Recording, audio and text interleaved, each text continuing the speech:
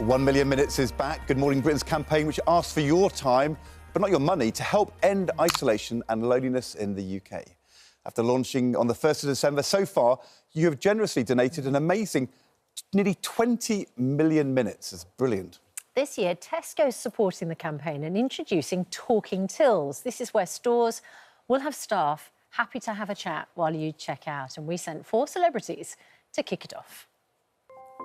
My granddad recently passed away earlier this year, so it means that my nan is on her own, I suppose, and I know that she'd absolutely love something like this. I'm excited but very nervous. I've never been good at tills. I feel like I'm very good at small talk. My grandmother passed away, and this is something that she would have done. She would have come to a till, she would have talked.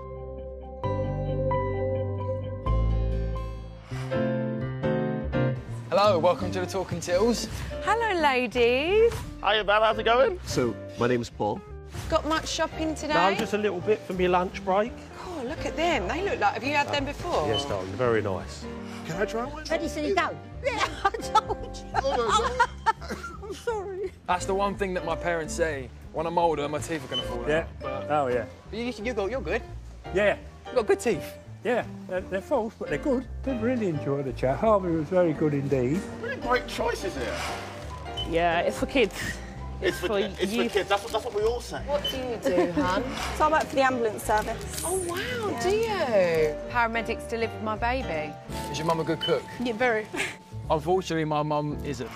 I'm not saying that I speak for all of the older generation, but there are quite a few of us that still haven't quite come to terms with all this modern technology. All right, I'm gonna get this. Necessary. No, it's done. It's all done. Oh, it was really heartwarming. It was so much fun. I feel good. I feel like a new man. It was incredible. It shows you that every conversation can lead to something unexpected, and unexpectedness can change your life.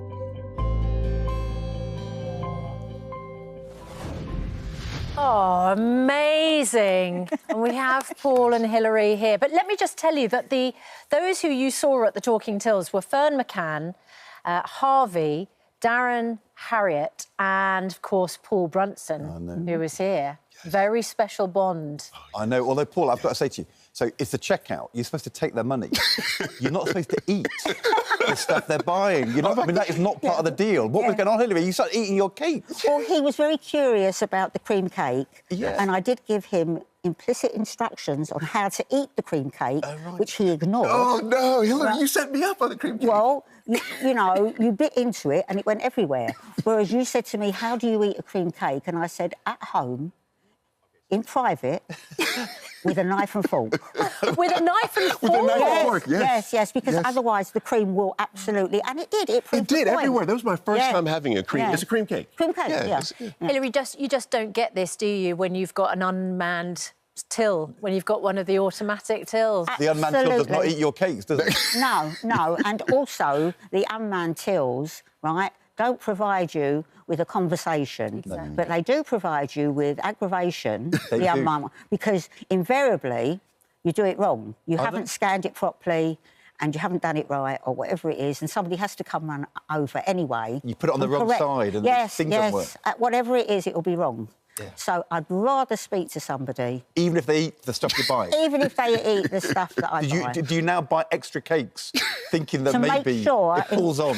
In case somebody's round the corner waiting for me, right, get an extra cake in. And what was the moment, Hilary, that you were moved to tears? Because there was a special moment, wasn't there, at the end of your exchange? Yeah. I think, you know, at the very end, I offered to pay for Hilary's groceries. Yeah. Well, to be honest, you'd eaten half of them. I mean... It was only fair. It was only right. It was the least you could do. And then Hilary actually gave me some of her groceries. Remember, you gave me I gave him a packet of biscuits. Yeah, the biscuits, because we debated. Yes. He was still hungry after the cake. I explained that you have to dunk it in your tea. Right. Yes, Right. yeah, delicately. Delicately, Yes. so that the bottom half doesn't fall off. Yes, yeah, this is the key. But see, this is unexpected. Yes. You know, it's one of these where Hillary is like, I feel like she's my BFF. You know? You've never met before? Never met before.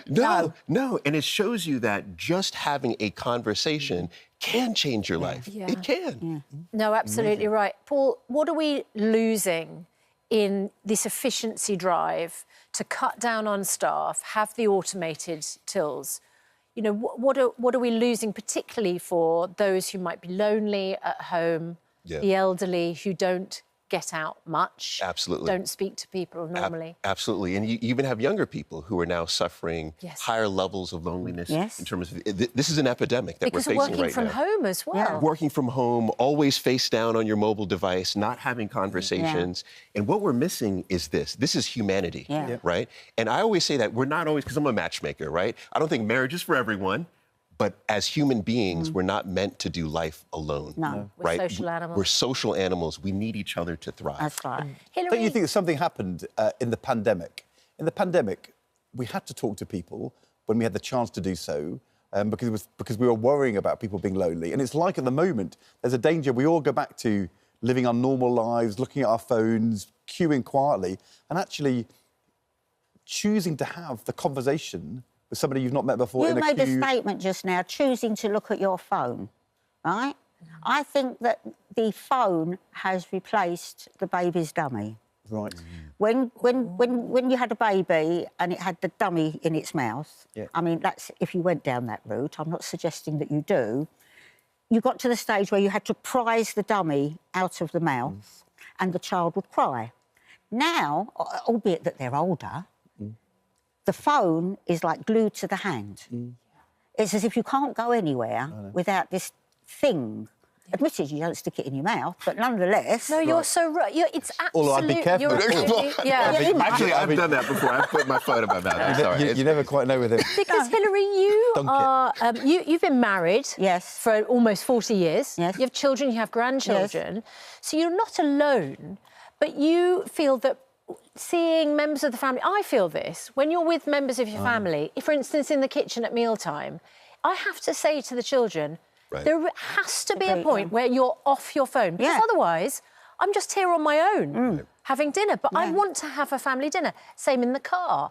You know, when I'm in the car, I'm not just a cab driver while you're listening to music on your phone. You know, share it with everybody and talk. But I think that this, the modern devices have, to a certain extent, killed off that kind of association with people. You know, I said to you, I don't want to do online banking. I don't want to do online shopping. I'm sure that it's an essential part of people's lives that can't get to the shops or can't get to the bank, right? Or if you've got such a busy life that you can't do it.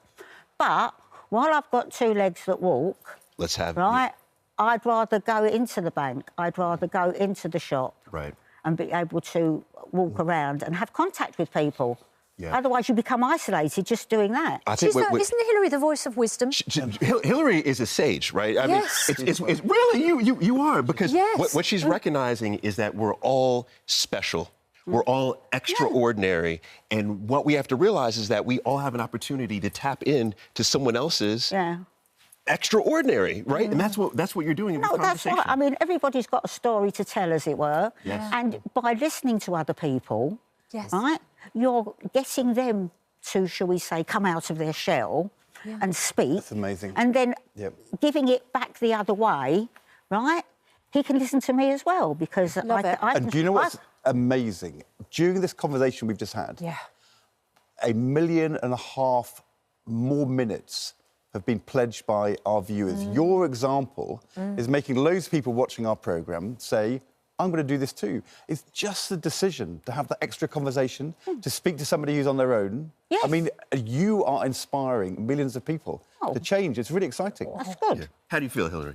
Oh, I feel very happy to inspire people at my age, so there you go. There you go. Yeah, and you're going to inspire all of us as well, because we're going to do it. I think it's really, really important. Yeah. And I did say that I can't do it with my phone because it came out of a museum. Right. But, you know, when you do this QR thing... Yes. Right, So it's. I know. I know. But she said you're going to do say something to make it for other people to be able to do it. No, it's a very good point. Tell us about this QR thing. Yeah, well, let's bring in our correspondent Nithya Rajan, who is live from one of our talking tills in Coventry. So just explain how it works there, Nithya.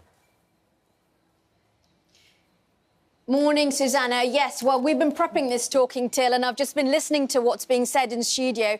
I used to sit behind a checkout many moons ago and my scanning skills not quite what it used to be. But what Hilary was saying is so true. You can't underestimate the power of a chat. Customers coming up, scanning their fruit and veg, their weekly shop. At the same time, just taking a minute to stand and chat to whoever's on this chair. And I'm going to bring in Nikki, who has worked at this store for 19 years. Yeah. You see thousands of customers every single day. Give me a sense of how important it is to have that one-to-one interaction that you just wouldn't get in any other part of their day for the customers. So we do have a lot of customers that come here regularly at Coventry Arena. They like to go to specific colleagues at manned checkout, so they have that bit of conversation. We have one particular customer that comes in 3-4 times a week. She cares for her husband, so she gets out, she gets a cab, but we help her with her shopping, and we even go that extra mile now, and we started taking her home a few times.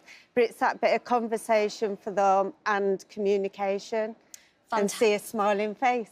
Fantastic, which not everybody will get during their day, of course. Amazing. And, of course, it's not just this store that has the talking till. If you'd like to find out more about Good Morning Britain's 1 Million Minutes campaign, we've got talking tills in Tunbridge Wells, we've got them in Leicester, we've got them in Glasgow. All you need to do is go on Good Morning Britain's website and you can find out a little bit more.